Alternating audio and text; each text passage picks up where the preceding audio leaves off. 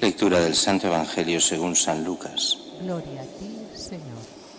Habiendo llegado Jesús a Nazaret, le dijo al pueblo en la sinagoga: En verdad os digo que ningún profeta es aceptado en su pueblo.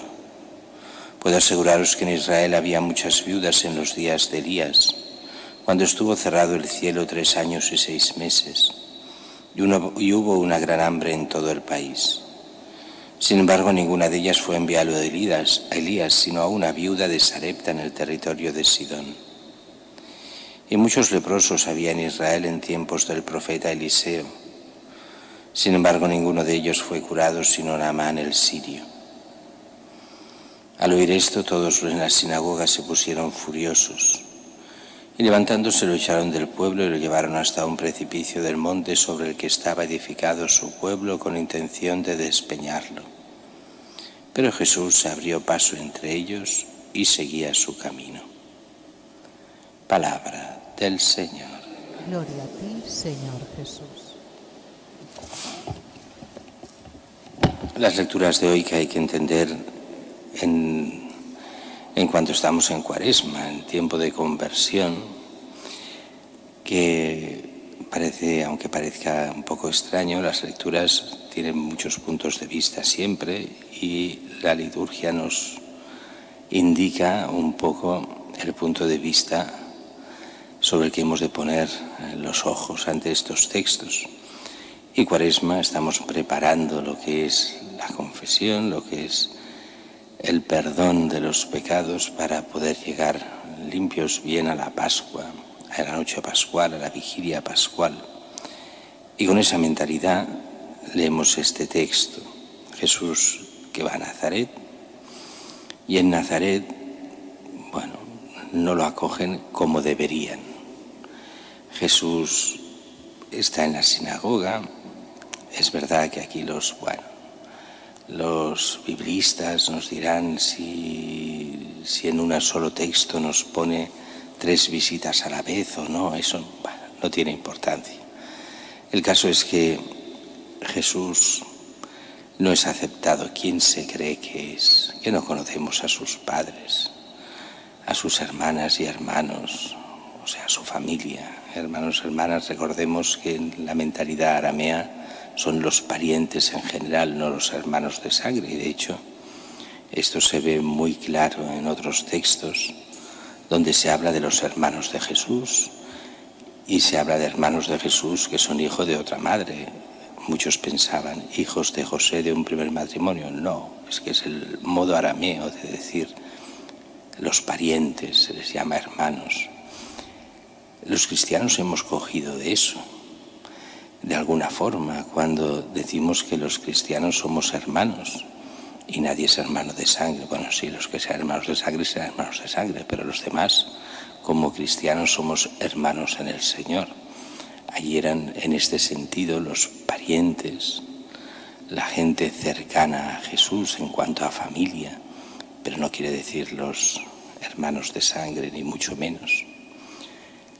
Nadie empieza a aceptarlo. ¿Quién se piensa que es este Jesús? Se nos presenta aquí de forma extraña. Se han cumplido las Escrituras hablando de él como si él fuera el Mesías. No lo dice claramente, pero lo deja ir.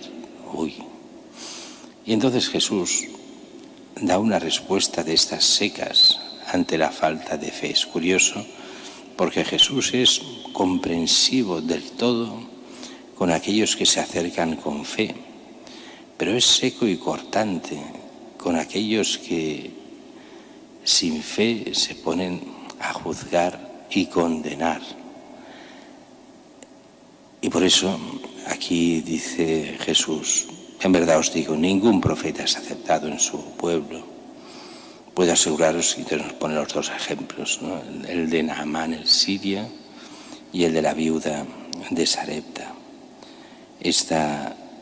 Estos casos que eran extranjeros, que reciben el favor de Dios porque en un momento creen en los profetas que les envían.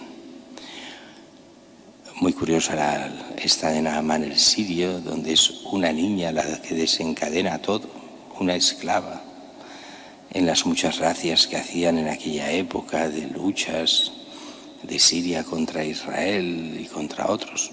Una niña esclava es la que dirá, oh, tiene lepra, si va al profeta de Israel, el profeta le curará. Y él se lo cree y manda cartas al rey, y pide cartas al rey de Siria. Recordemos que Damasco y Jerusalén están muy cerca. Es una distancia como de aquí, a menos que de aquí a Zaragoza. Son en pocos días a caballo se podía hacer, no es una distancia enorme, ni mucho menos. Siria toca a Israel y las dos capitales, además, Damasco no está en el centro de Siria, ni muchísimo menos, sino casi ya tocando a Israel. Todo es cerca. Naamán comete el gran error. En vez de ir al profeta directamente, él es un alto dignatario, pues va a su propio rey para pedir el permiso para ir al otro rey, y van de rey en rey pidiendo el favor de curar la lepra. Sí, con muchos regalos. Es curioso aquí lo de los 10 vestidos. Hoy diríamos, pero si ha hablado de tantos ciclos de oro y tanta cosa, plata, oro y 10 vestidos. Pues sí, porque en aquella época los vestidos eran carísimos. Hoy estamos mal acostumbrados, que si no queremos vestidos lujosos, por poco dinero uno se viste, al menos aquí en Europa. Pero en aquella época no era así. Lo más caro era el vestido y después la comida. No eran baratas las cosas. La gente era relativamente, mucho más pobre que ahora, sin ninguna duda. Había de todo en Israel, había de todo en aquella época también, gente rica y pobre, pero los vestidos eran muy caros y buenos vestidos. Además, la seda de Damasco años después tendrá fama, pero se consideraba que Damasco era de los lugares que mejor se vestía, así que vestidos de Damasco. Bueno, el rey se escandaliza, el rey de Israel. Además, el rey de Israel, recordemos, no nos lo deja claro el texto hoy, era enemigo acérrimo del profeta. El rey era un hereje, está contra la fe, el rey de Israel, y odia profundamente a Eliseo.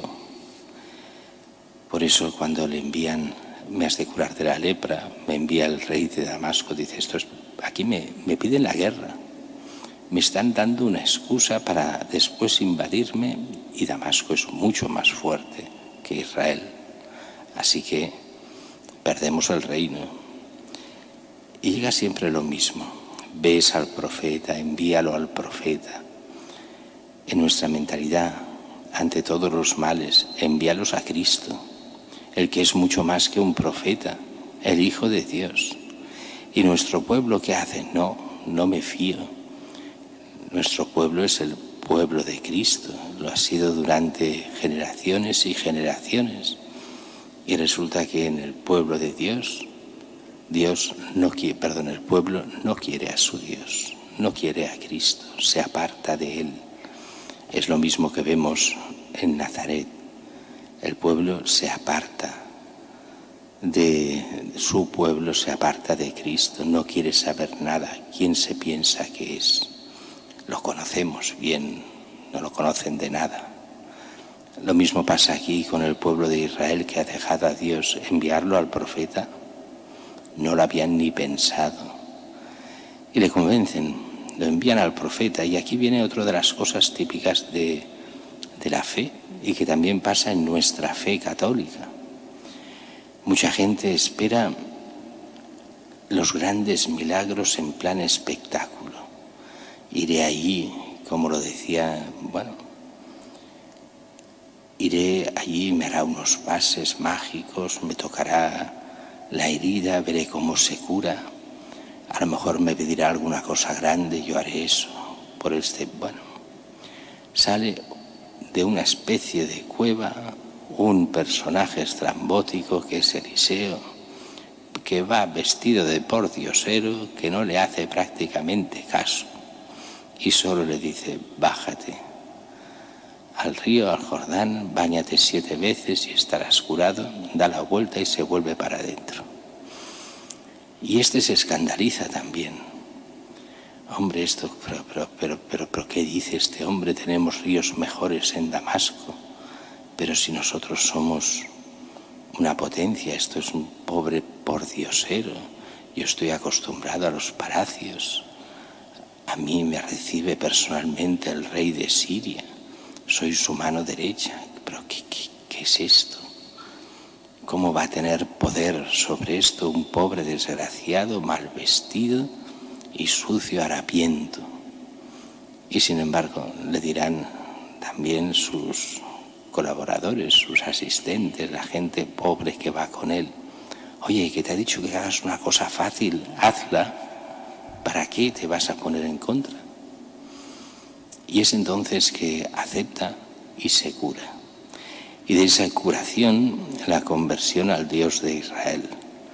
Y Jesús lo dice muy claro: aquellos de fuera que tienen fe.